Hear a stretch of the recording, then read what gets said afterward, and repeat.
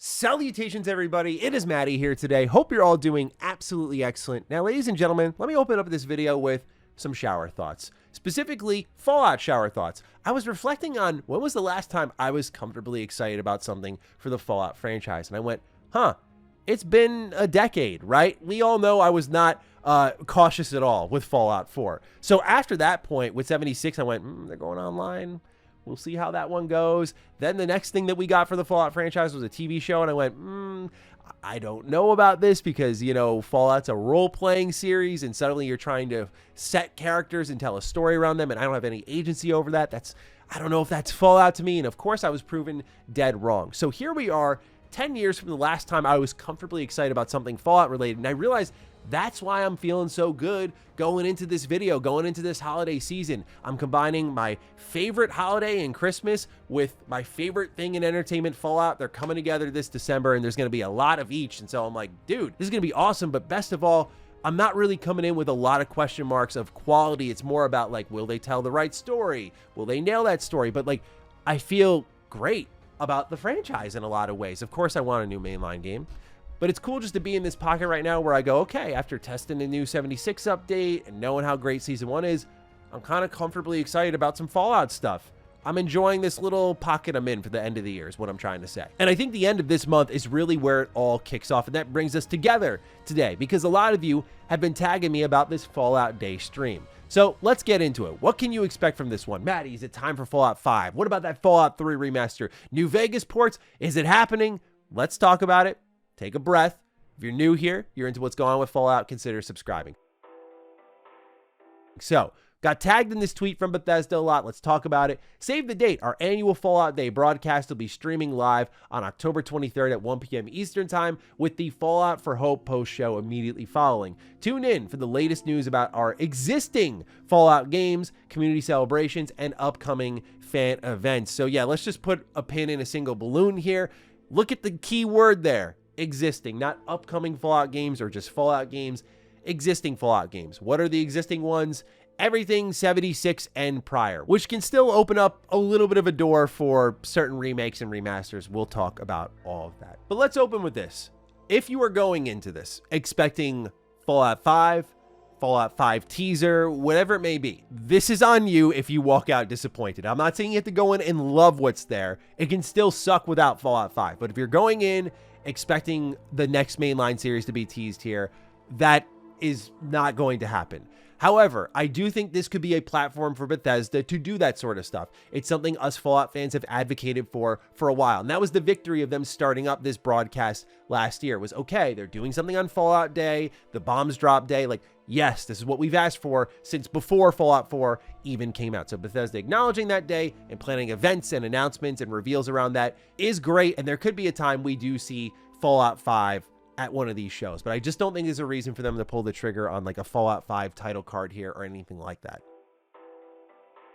What I think you should expect at this show, more than anything, just like last year, is Fallout 76. The good news is, unlike last year, I think the Fallout 76 talk will offer you much more interesting things. They're not talking about like, hey, by the way, gamer, we're adding fishing to Fallout, which I think is cool and all, but like not what I'm tuning into a Fallout stream to hear about. Like I want to know about what Burning Springs is bringing. What about this new location? How did Walton Goggins get involved? Like give us that sort of stuff. This whole entire zone, give us details on that. Those are the 76 updates I'm in on. I think those are the ones that'll interest most of my audience. And so I do think if you're looking for more on that, you'll definitely get that here. Plus, I imagine teases for what's coming in 2026. Because remember, last year's show did tease that ghouls would be in Fallout 76 as a playable character type, we'll say, when it came to the top of the new year. The reason Fallout 76 is getting such a big focus is because it benefited the most from the TV show. And given the TV show is about to launch a new season and 76 is leaning into that already with Burning Springs and bringing the ghoul in, it all makes sense there. But also, like, I got some numbers, y'all. I talked to the creative director and the production director of 76 at the Burning Springs event, and we were asking around, like, hey, how big was that spike? And they said somewhere around like 6 to 7 million last year, which I thought was insane. When you hear a number like that, you're like, okay, I get why 76 probably got a much bigger budget, and they're like, hey, we need to really push for like a big update. I also learned while I was out there that 76's team is like over 180 people or something like that. Like, it's way more than I expected. They've dedicated a lot of manpower to this. So I'm expecting really great things as time goes on for 76. But Too Long Didn't Read, I think this is the star of the show here. That, and then Fallout Season 2, of course. Naturally, that brings us to Matty. What else will be there? And I know we're all thinking about it.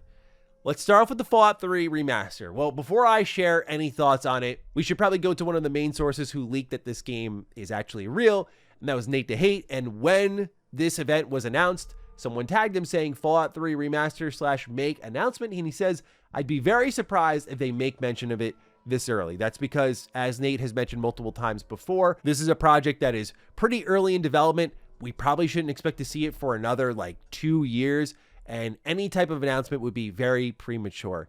And to be honest, with so much happening with Fallout, Bethesda does not need to create any distractions from what they're trying to do again, which is jam players into 76. Remember, 76 had such a big player count spike, like I just talked to you about, without any content ready to go. Now they've got content ready to go with all the TV show hype and the inevitable player spike for all these Fallout games.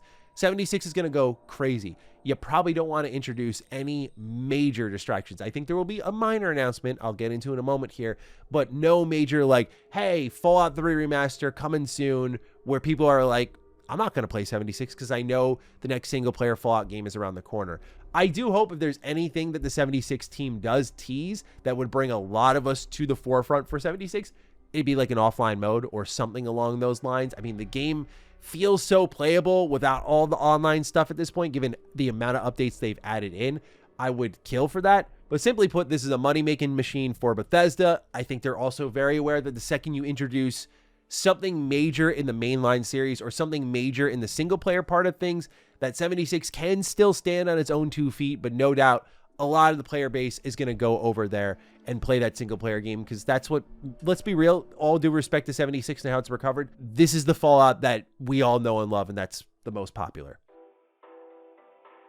So naturally, the other question that I saw was being kicked around a lot was about New Vegas ports and what's happening with that. And Nate the Hate was also asked about this. Have you heard any rumors of a Fallout New Vegas port coming to PS5 anytime soon? It would be great to see one since season 2 of the show is in December. And Nate the Hate said, not anytime soon, which doesn't really say that it doesn't exist. It just means that if it's happening, it's not happening anytime soon, which again makes sense. We can see the Fallout roadmap kind of forming before our eyes. Of course, we know based on how quickly we're getting season 2 that next year or top of 2027, we can be getting season 3 of the Fallout TV show. So we're going to be getting a lot of Fallout that way. And then on top of that, you have the remasters that no doubt are going to pop up. And then on top of all of that, you've got Fallout 5, which just reportedly got greenlit by Xbox a couple of months ago. And so given that Microsoft likes a lot of money and you see how great the Oblivion remaster did, I do see a world where like Bethesda's just going to feed these remasters in between major beats for the Fallout license that'll kind of cap off with Fallout 5. And one of those projects will be a Fallout port of some kind. I feel like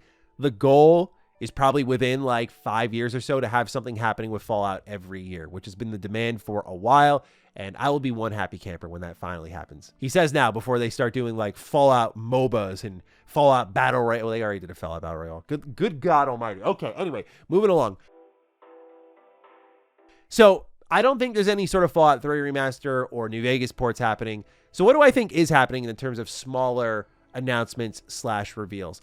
I think if you get anything that's new here, beyond the TV show, beyond 76, I think it is to celebrate Fallout 4's 10-year anniversary, which, yeah, makes me feel really, really old, man. Like, you know, that's humble beginnings for your boy, right? Like 2014 was really where all the fun started to kick up. 2015 was one of the most spectacular years of my life, and I'll always remember it. And to think we're 10 years removed from that is crazy. But this is a great time with the new TV show, the 76 content, Fallout's up in the air, right? Like, here comes Fallout 4 anniversary update, right? What does it include? Well, my prediction is in line with what Juice had reported. He had leaked on his channel that a new update is coming to Fallout 4 and we can expect it, and it's going to include things like paid mods, bug fixes. Doesn't seem like anything too crazy here, like in the terms of new content or big additions. But if Fallout 4 does get a anniversary update that kind of brings it in line with how we could get bigger, expansive paid mods similar to what Starfield has got in the past, or of course similar to what Skyrim got with the Bard's College expansion mod, like if we could get those sorts of things kicking around for Fallout 4, I think that would be great for the base. I do see a world where nobody is thrilled about that at the end of the day, and I completely understand and respect that. It would be a very pleasant surprise if Bethesda did go above and beyond and added some new official content to the game, but again, I'm not really holding my breath. I'm keeping my expectations low here. They did say they're focusing on existing games, so I'm not expecting any new announcements. I would like to be pleasantly surprised by this stream, but also to keep it real, while I'm happy Bethesda is celebrating their Fallout Day, finally, I look at how even BioWare has handled things like N7 Day, and there's usually a significant kind of teaser event that backs the new Mass Effect game. Especially in 2023, it was pretty huge. In 2024, they cooled off on it to obviously focus on getting Dragon Age the Veilguard out the door, which made sense, but these sort of ARG style things are something that I hope Bethesda turns the corner on in the coming years, but I'm not really expecting something massive in that way to tease what's coming up. I say that because I just feel Bethesda historically, has these great opportunities to do these sort of meta things or get the community engaged and excited, and it seems they've just been slow on the uptake with that sort of stuff. So I just feel run with what's obvious here. 76, Fallout 4, and Season 2. Anything beyond that is a pleasant surprise, but I wouldn't go any crazier than that one. And so yes, here comes the big Fallout shift, October 23rd. We'll talk a lot about Fallout, and hey, I'll just say I got these lights for a reason. Might see you on that day, and it sounds like I'm going to be part of it. I might stream. Yeah, your boy might get back into streaming. How about that? So ladies and gentlemen, keep an eye out. Let me know what you think down below. Looking forward to seeing your Fallout predictions. Other than that, take excellent care of yourselves, and I will see you in the next one. Stay sexy, stay active. I love you all. Peace.